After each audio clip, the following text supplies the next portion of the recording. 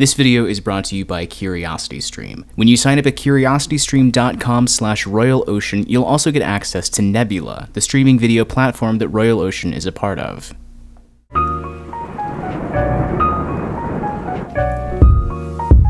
So it's Friday night after a long week of work, and to unwind, you crash on your couch and pull up Netflix. Maybe you finally commit to conquering all 3.5 hours of The Irishman, or maybe you just rewatch the first season of Stranger Things. Either way, here's a question for you. Ignoring what you or I, or what anyone may think of their respective quality, what's really the difference between them? Yes, obviously one is technically a film and the other a television show, but I'd like to present an idea that's been on my mind for a couple of years now, because I think that the differences between the two mediums have been and are continuing to decrease. So much so that I'd argue that films and television have started to merge.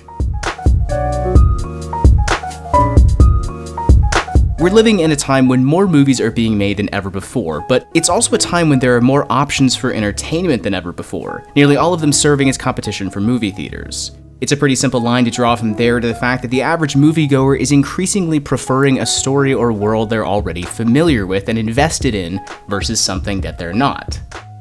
But it isn't the overwhelming prevalence of franchise films in the theatrical market. I mean, franchises have been around for years.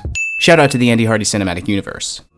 It's that the franchises we currently have are increasingly less a series of mostly standalone stories, something like the James Bond films, and far more like tightly connected serials. There were more than a few who thought that the two It films felt much more like a 5-hour miniseries than two individual movies, ironic since it already was one. People said the same thing about the Hobbit films, and even Tarantino recut The Hateful Eight into a 4-episode Netflix miniseries. Plus, it wasn't that long ago that every studio was splitting novel-to-screen adaptations of their series' final film into 2 parts. Now, films like these are not the norm. Out of everything that's released in a given year, these miniseries-esque movies are still very much in the minority, but at the same time, they are what's increasingly consuming a sizable chunk of ticket sales.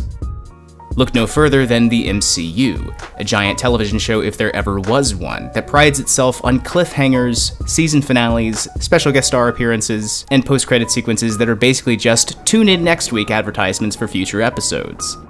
If you wanted, you could even recast His Lordship Kevin Feige in the role of showrunner rather than just producer. But here's where I think it gets really interesting.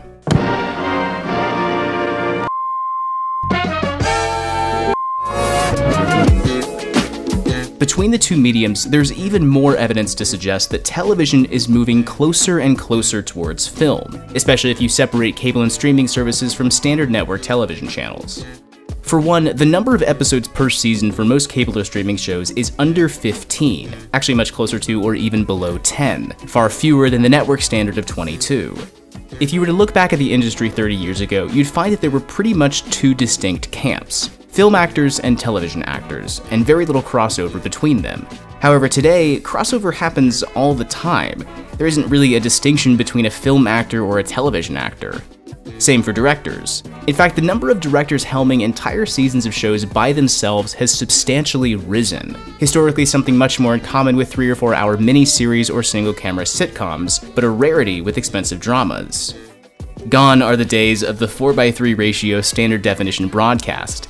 In fact, there's hardly a distinction anymore between the technical quality of films and television in regards to camera's resolution or ratio.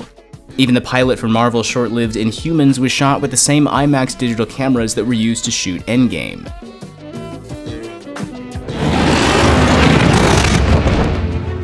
The level of visual effects in television shows has risen to the point where it's practically homogeneous with that of films, no doubt in part due to the amount of money being thrown at VFX. And you want to talk about TV show budgets? Good lord, just look at the numbers. A standard network drama, your CSIs, your Law & Orders, your countless hospital shows that all just blend together in a forgettable mess, all of them typically clock in at around $3 million per episode. But in the world of cable and streaming, you'll find dozens of shows all hovering around or even above the $10 million per episode mark. Every episode of The Mandalorian and the final season of Game of Thrones boasted a price tag of $15 million. Before you know it, we'll be living in a world where a $20 million 1-hour episode of television will be as normal as a $200 million blockbuster. For an entire season of a television show, just do the math. It's a lot. Just trust me on that. In 2017, the film journals Sight and Sound and Cahiers du Cinema caused a spot of controversy when they ranked David Lynch's 18-episode Twin Peaks: The Return among their best films of the year. What year is this? 2017. I already said that, pay attention. Now, you may just chalk that up to them drooling over one of their favorite auteurs, but it does call into question the whole concept of what a film even is anymore. Is a film only a film because it's 2 hours in length or because it plays in a crowded theater? Historically speaking, I think you could say that the big demarcation line is whether something's intended to be consumed all at once or in doses. But that leads us into the most important point of all. I don't necessarily think that movie theaters are going anywhere, but it's undeniable that the platforms of release are converging. And inside of that is the reality that the way that films and television are consumed is increasingly less up to the creator and more to the viewer. On that Friday night after a long week of work, you could decide to watch The Irishman in one fell swoop and spread out a season of Stranger Things over the course of a week. Or you could flip it. The point is that it's up to you. You're not beholden to air dates or movie theater showings. All of this is representative of the seismic shift we're in the middle of in the way that we consume media. Now, there are obviously plenty of examples of standard forms of both mediums. Network television shows haven't changed that much, and the independent film market is as wonderful and inventive as it's ever been. But the most popular of the content we're consuming is increasingly less tied to traditional forms of their respective mediums, but a blending of the two. And I actually think that that's exciting. I don't think that the form of a film or a television show should be set in stone. I mean, why should it be?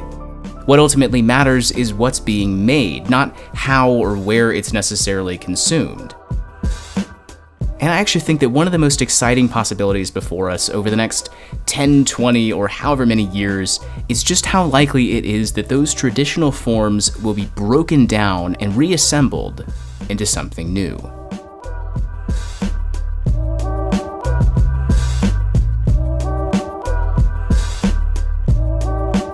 We're living in an incredible time of change for media, and if you want to cut through a lot of the noise that's out there, I'd highly recommend checking out this video's sponsor, CuriosityStream. They have thousands of documentaries and nonfiction titles on a wide variety of subjects, from history to philosophy to engineering to technology and the seismic role that the internet has played in our lives. You can find all of that and so much more on CuriosityStream. And when you sign up at curiositystream.com/RoyalOcean and use the code RoyalOcean, you'll not only get your first 31 days completely free, but as an added bonus, your CuriosityStream subscription now comes with a free Nebula subscription.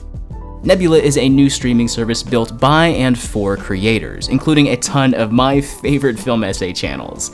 Lessons from the Screenplay, Just Right, Patrick Willems, Lindsay Ellis, and so many others. It's a place for us to try new things and create content that just wouldn't be possible on YouTube.